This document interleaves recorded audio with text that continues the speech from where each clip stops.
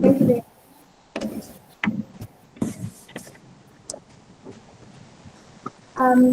Thank you everyone for being with us till this time. Right now, I would like to invite our second panelist, who is Dr. Pacifica Ogola.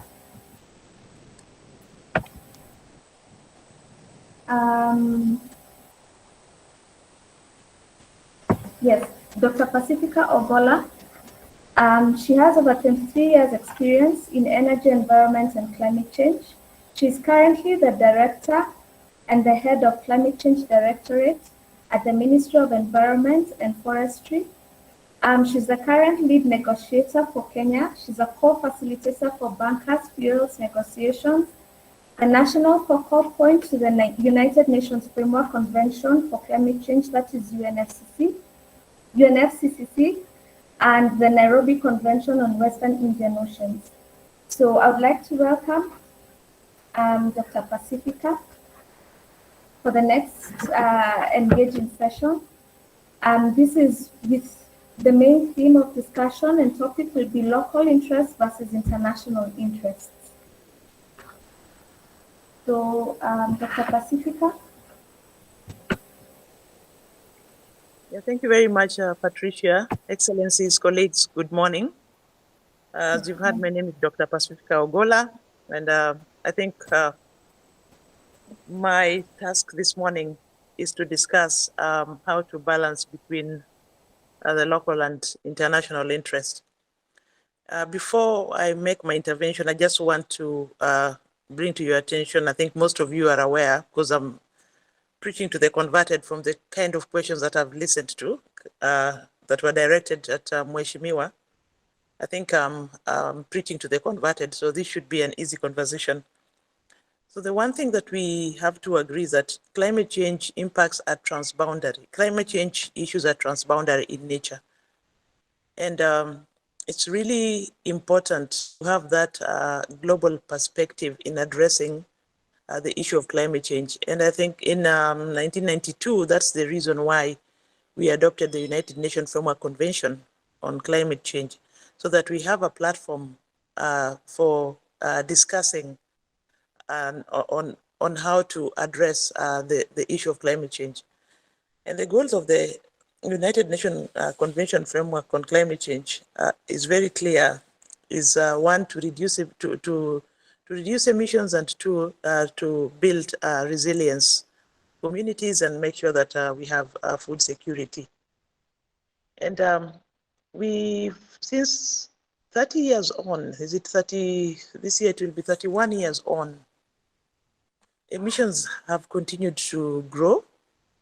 We've seen IPCC reports after every 5 years, and each report is projecting worse impacts than the previous one. And a lot of countries, I think most countries that are in are now in transition are also catching up in terms of emissions. And I don't want to mention countries by name, but we know that there are those who have historical stability, and there are those who are trying to achieve the economic development at the same time. So we find ourselves at a crossroad. I think even as a country and even as a continent, we are in this space where we have to think about development at the same time, a development that is not increasing emissions, and also ensuring that our communities are not heavily impacted by climate change. And so at the global level, the negotiations happen, and I think countries usually have their position.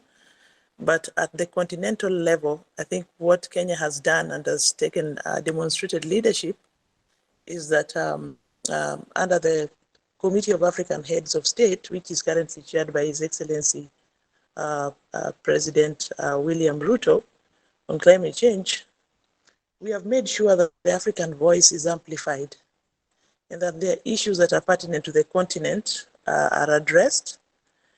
And we worked very closely also with the ministers of environment to have a common voice and a consolidated position, and to try and address some of the issues that the continent is facing, we are now going to host the first of its Africa Climate Summit.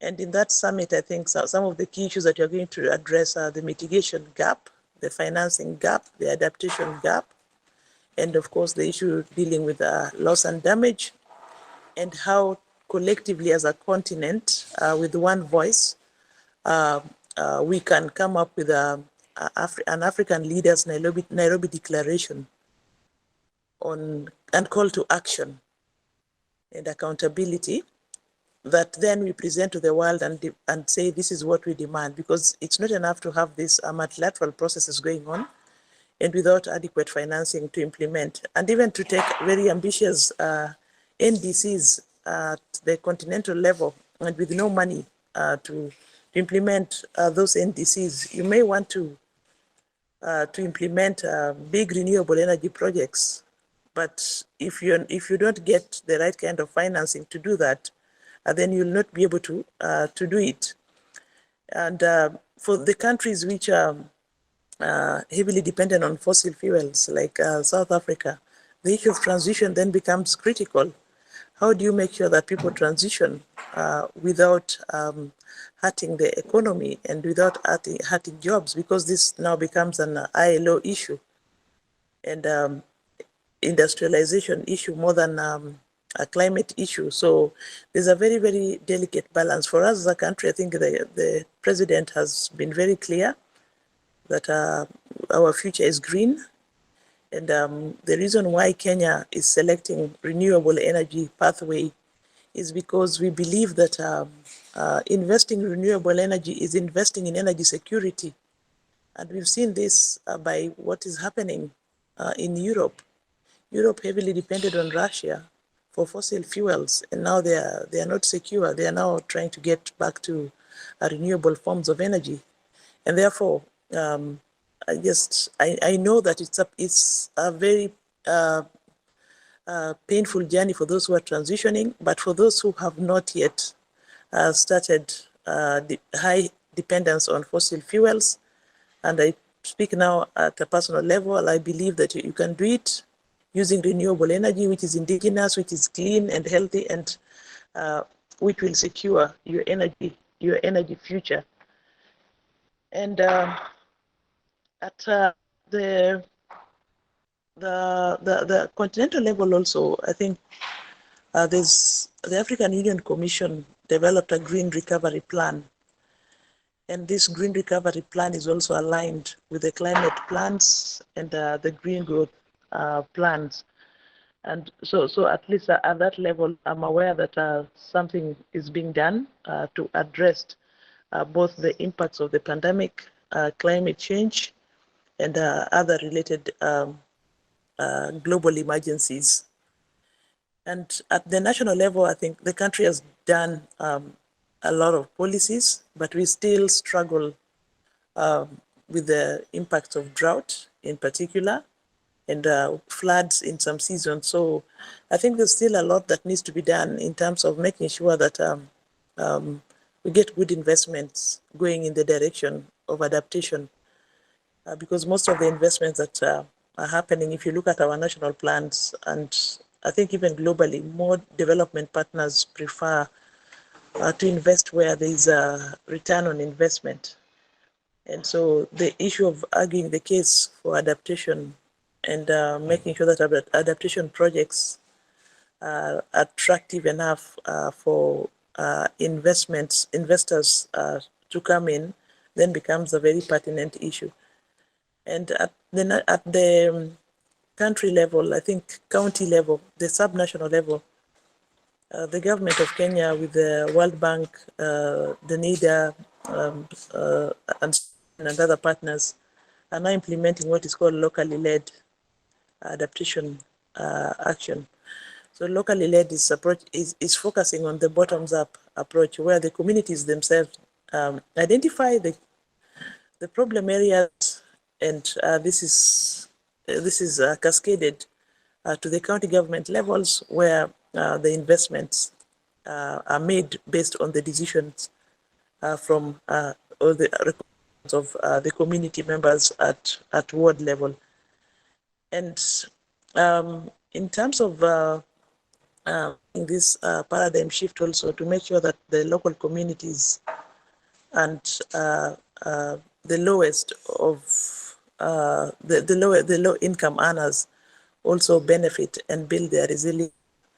The Kenya Kwanza government is championing the bottom-up approach, and if you look at their manifesto and even the planning process that is now happening in national government, is that every plan must demonstrate how the lowest member of the community in terms of income is being addressed, and to make sure that the budget is going to the most affected person on the ground, and to help these groups formalize in a way that they're able to generate income, because these things are also linked with poverty, generate income and improve the quality of their lives and their livelihoods.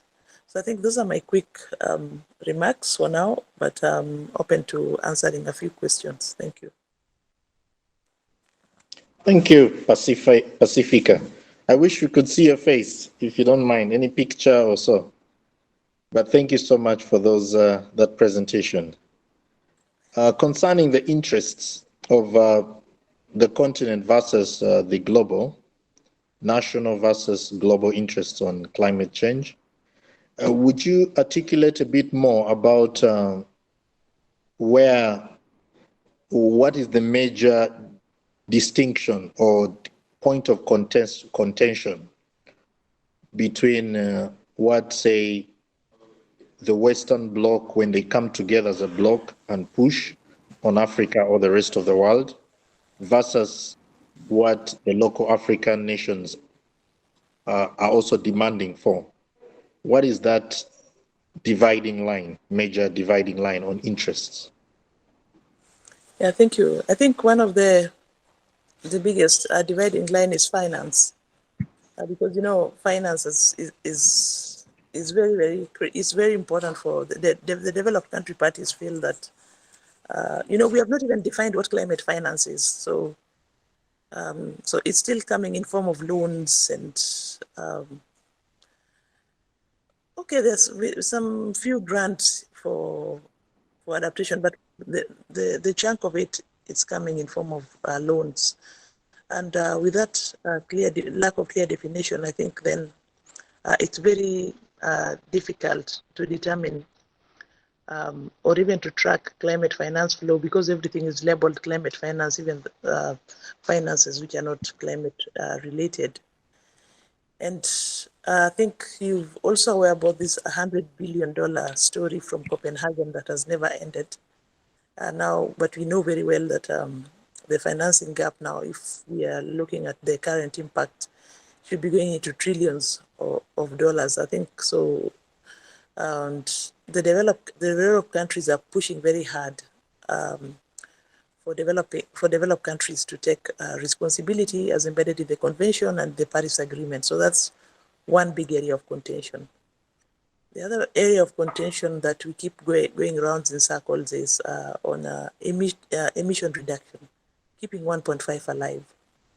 Because the Paris Agreement is very clear, the IPCC reports are very clear, and we need rapid emission reduction from the biggest emitters, particularly those who have historical responsibility. But when it comes to the continent itself, it's also a double-edged sword, because there are countries like Kenya who are okay to go green, but there are countries that are not okay. They don't want to go green. They want to develop their fossil fuels. So it's a very delicate balance, and that's why you hear the issue of just transitions. So every country, yes, we are a continent. We speak with one voice, but we also appreciate our diversity in terms of the 1.5 degree issue is concerned. And the issue of loss and damage also is a big point for divergence, because It's a topic that we are discussing with a lot of caution to make sure that we are not claiming for compensation, but more of a fund to help us cope with the impacts of loss and damage. So this conversation is going on, but it is a very, very, very delicate one between the developed and developing countries. But the saddest thing is that while all this is happening, the planet is warming. And if you compare this with the Montreal Convention, the Montreal Protocol, the one that is on the depletion of ozone, that one was handled very well, and it's one of the most successful protocols. But the climate change one has become very, very political because it's also tied to development, and therefore development and also finance. So it's a bit it's a bit delicate when it comes to international negotiations. But at country level, make your own conscious decision. If you want to go green, I think for me, I know that when I retire, I want to live in a green area. I need fresh air. I need to breathe. So much as a lot of people are arguing, I think at national level and even at county level, we should strive to do the right thing, not just for climate, but also for our own health. Thank you. Thank you very much. And then how would you describe patriotic approach to climate change or response to climate change? And secondly, would a patriotic approach defend the sovereignty of countries from globalist interests exploiting local interests? Yeah, I think when it comes to being a patriot, patriots, they are brands. Well, that's what I think. And a patriot, you have to be a patriot that wants to do the right thing. You should not be a patriot that is fighting for the sake of fighting the global north without also thinking about your own mother or grandmother or neighbor or the children and women and the generations of the future. So as a Kenyan and from depending on which country you're, you should wear that patriotic hat, yeah, with a local, that patriotic in a global platform, but also with a local, and have your local lenses on, and because if you think that that what is good for your community is other people taking action on their part, then you should stand out and speak at the top of your voice and call people to action. Because those are jurisdictions where you don't have power to influence their policies, but you have your voice. You can speak and push as long as you know this is going to have a positive impact on your local community. And also, you as a patriot, what are you doing? I know a lot of people who talk a lot, but they don't even plant trees. What are you doing in your own environment? What are you doing to make things better? How are you supporting the process? Are you just someone who sit at the back and just criticizes or talk without doing much? Thank you. Thank you very much. Now, you mentioned something about finance. The issue of finances divides the global framework from the local. It drives me to think about self-reliance being a critical factor to the survival of any country, or the effectiveness of their climate response plans or policies. For example, so if it is self-reliance and you have a critical resource that could get you money, for instance, I see on carbon credits, some oil companies are paying for carbon credits to make up for their polluting of the environment. And another example is that Uganda was developing its petroleum pipeline, and the environmentalists pushed a major investor, Standard Chartered, to pull out 5 billion out of the investment. But impact assessments, Uganda is saying environmental impact assessments were done and measures have been put in place to mitigate environmental impact and things like that. So when there is a catch between pursuing self-reliance and finance versus sacrificing for global climate change needs, what would you advise a government should do? Yes, thank you. And why you're asking this question is because of the issue of fossil fuels. And I try not to speak about countries. I'll be very general, so I will not make reference to the Ugandan case. But self-reliance is a good thing, and I think is where we are all. That is the aspiration of all African countries, and even and even Kenya. And there are opportunities, as you rightfully say, in carbon markets and in developing our resources. And carbon markets gives you the platform to get something in exchange for offsets. But I also think that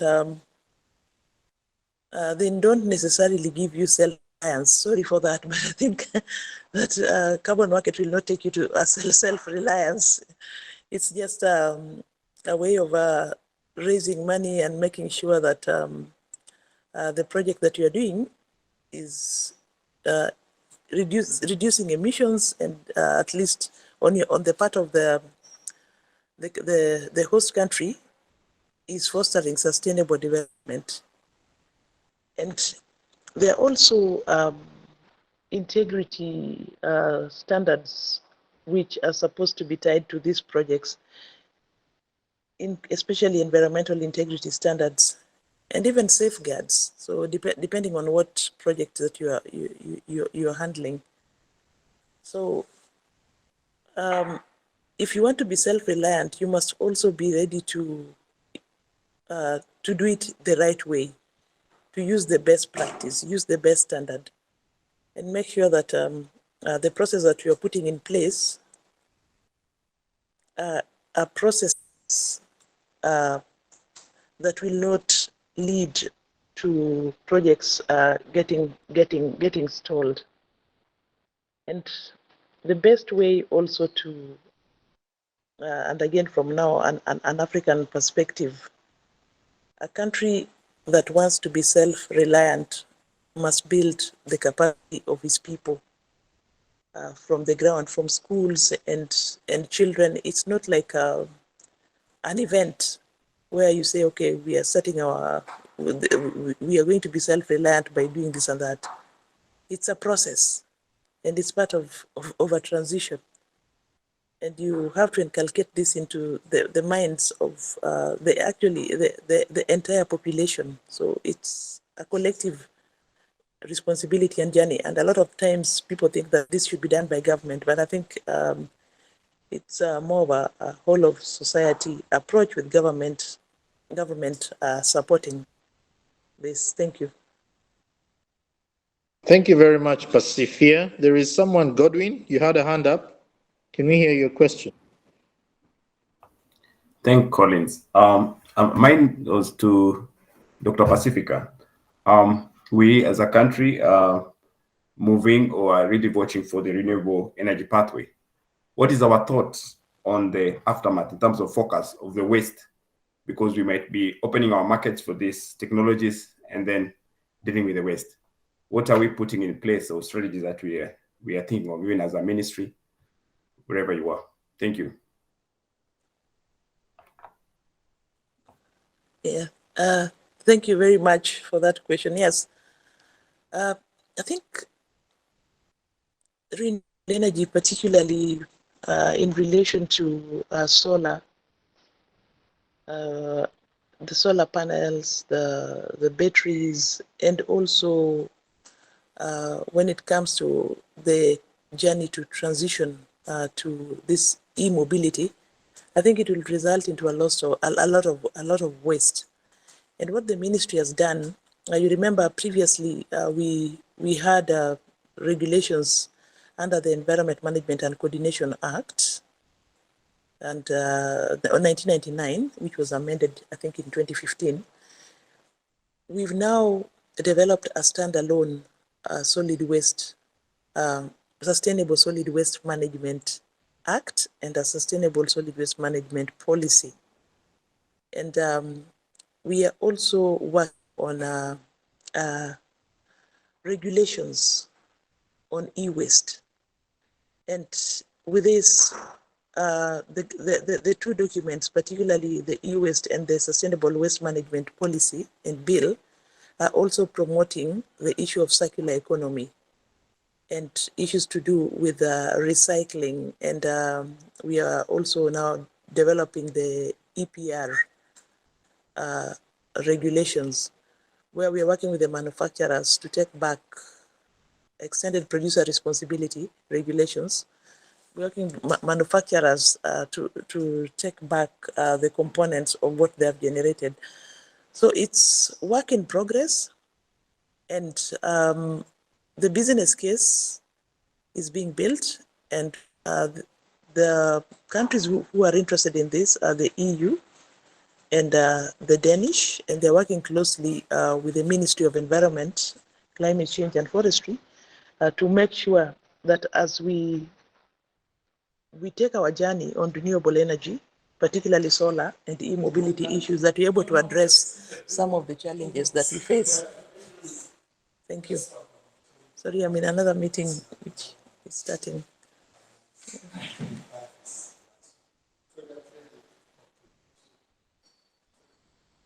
Thank you. Thank you.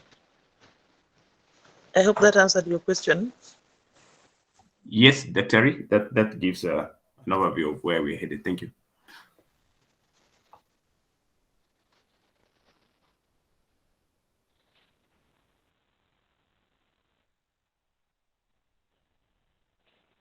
And I think the role of universities is going to be very important moving forward.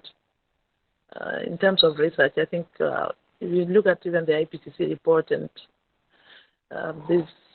our biggest challenge, particularly in relation to adaptation, is lack of data and lack of information. And it would be nice to have the universities working with the government at national level and even at the local level to generate good quality data to inform policy. Because I think a lot of action that is being taken on the ground now is also based on what people think is adaptation, or what people, particularly at the county level, and what they imagine could be the adaptation, and mostly not informed by science or research. So I think we need to put a lot of effort in generating quality data to help us address climate change. Thank you for that one, the research. Perhaps, is there a reason why universities are failing to attract this financing? And secondly, is it possible for universities to, or what strategy would universities use to get financing from local manufacturers, local businesses, before they point their attention to foreign aid for research? I think that the issue should not be financing. I always believe, I'm a believer that you start the work and the money will follow you. And you also need to know where the information gap is before you start the research. Because if you go to a county or if you go to a private sector developer and you understand what their concerns are or what their issues are, and then you start, you initiate some work to address that gap, I think money will follow. I think the challenge that we've been having is that we think of fast, and then we start looking at for a research paper. But if you think of the problem fast and engage with the relevant decision makers, and you understand where the gaps are, then it's easy for money to follow. Because again, as government, sometimes the government itself can also help you with mobilizing the resources to make sure that the research is done. So that relationship needs to be strengthened between universities and our offices. Concerning your engagement and experience with donors, say the Danish and the others, is it possible to secure aid from them that would help African countries pay competent legal advisors in Europe to exploit that offer of 100 billion and actually make it payable? I think for me, you don't need lawyers from Europe. I think Africa has very good lawyers from my experience. We could be having some of the best who understand our issues. And then secondly, I'm a believer also that the too much focusing on the 100 billion has taken us off the track. Like, yes, the money has not been delivered, and I don't even know if it will be delivered 13 years on, 14 year this year. And we need to be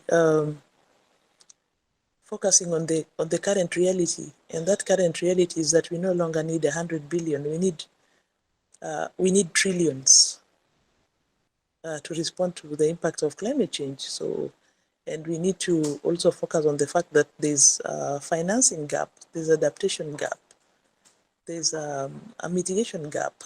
So, how do we close these gaps? And then also at the national level, you need to have your own plans so that even if somebody is coming to support you, they have a reference point. A failure to plan, then it's very difficult for even that person who is coming in to know the entry point and to know that you have the right policies in place that are supportive of the programs that you want them to support. So I think that at the country level, at the global level, we can negotiate, but we need to change the narrative from 100 billion to more. And number two, we need at national level to make sure that we have that enabling environment and that we are crystal clear and we give policy direction on what we want and how we want it. And then everybody else and the donors will be guided. And we usually have donor roundtables as Kenya. I think they are almost monthly. They're supposed to be quarterly, but they happen too often. Then have one next week. So, and it's in those meetings that you state clearly what you want and how you want it, and the policy documents that you need to prepare to get where you want to go or you want implemented, and you align them with international targets like the Paris Agreement or the convention itself, or whatever, if it's biodiversity with the global biodiversity framework and so on and so forth. You need to really be clear. So it makes it easy, and you also need to know where the gaps are so that you guide the donors on where the gaps are, and the meetings also are helpful because then you reduce duplication and you create synergies between projects and programs. Thank you. Thank you. Okay, Godwin, a question, please. Thank you, Collins. Dr. Pacifica, maybe just you can shed some light on this. The NDC without financing, good planning without financing, now as maybe as a country, maybe Kenya, how are we positioning ourselves to deal with this? What local initiatives or local innovations are we having to leverage for, so that we can see how we tackle this even from baby steps? It will be here. Nice to hear that from you. Yes, I think on the Kenyan side, I think we've stated clearly that our NDC requires $62 billion to implement by 2030. And the financial flows, they are coming through, particularly for mitigation, but very, very little for adaptation. And what the government has done, and this, I know with the FLOCA program, the adaptation component is now being supported by other partners to finance the locally led climate action. The government is is also planning to issue green bonds, and the government is also making sure that they are reaching out to strategic partners, not just from the Western developed countries, but also from other regions that are capable of supporting to make sure that we get the right response, we get the right investments to address our concerns. And we also have in our law the climate fund, which is going to be operationalized. And I think most of you who are Kenyans, you've also heard His Excellency President William Ruto talking a lot about mobilizing resources from the carbon markets space. So, and Kenya now has really fast-tracked the revision of the Climate Change Act, the amendment bill, which is still open. I think the session for collecting comments is ending on 26th this month. That's like in 9 days.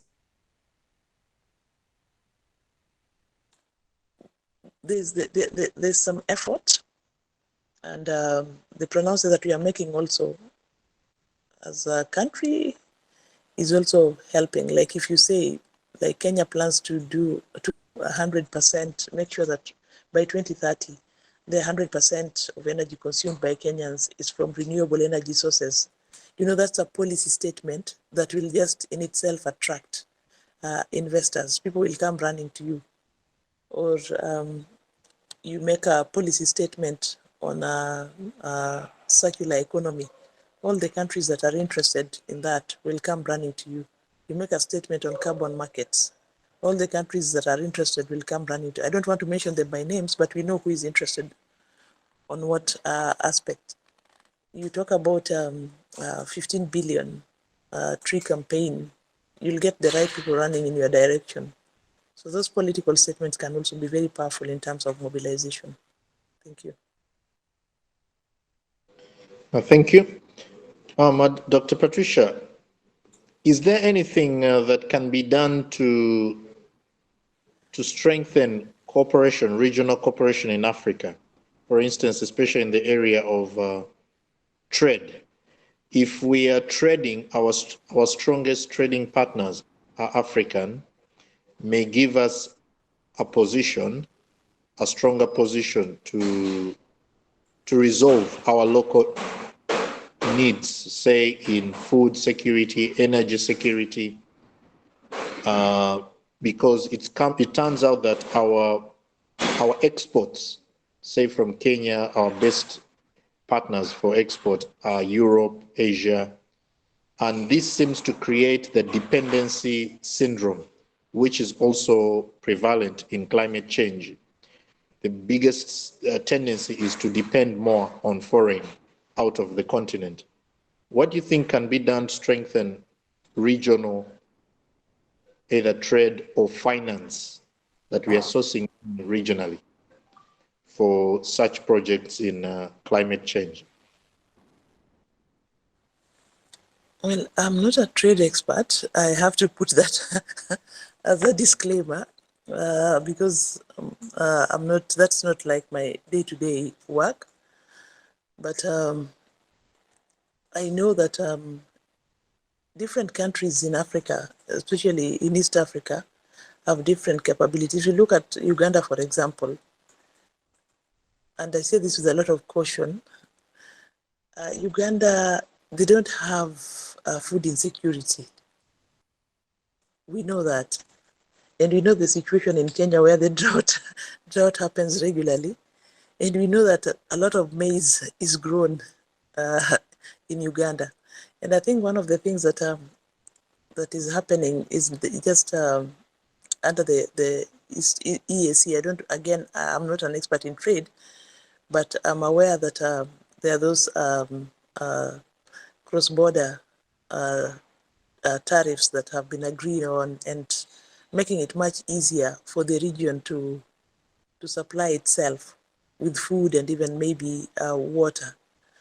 Like regionally, countries depend on each other.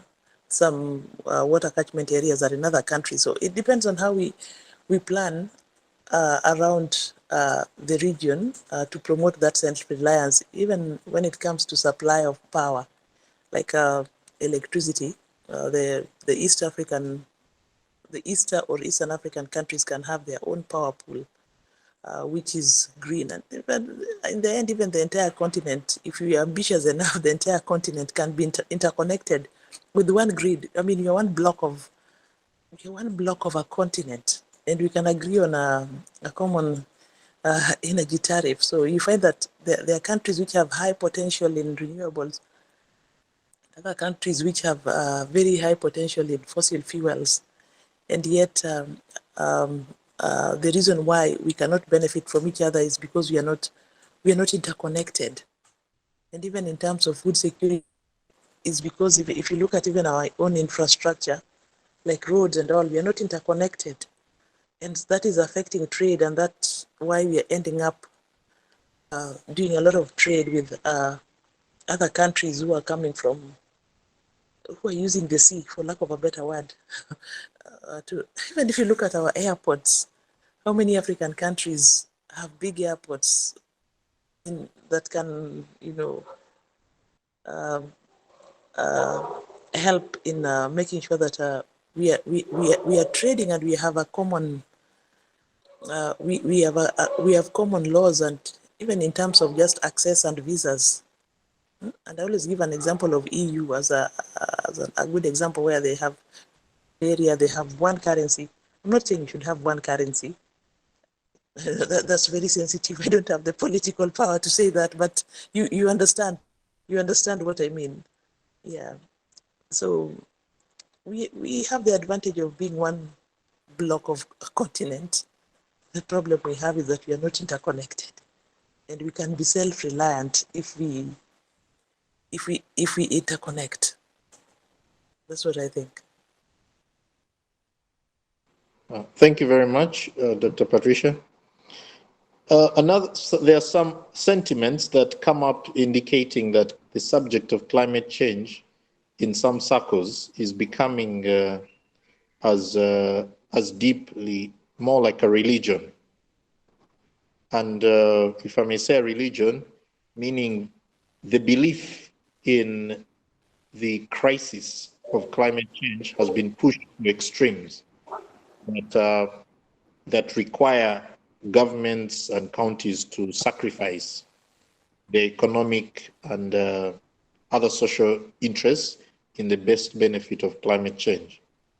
Do you see this trend And if you see this trend, what do you think is the cause and what can be done to keep the balance or the sanity around preventing the subject of climate change becoming like almost cultic?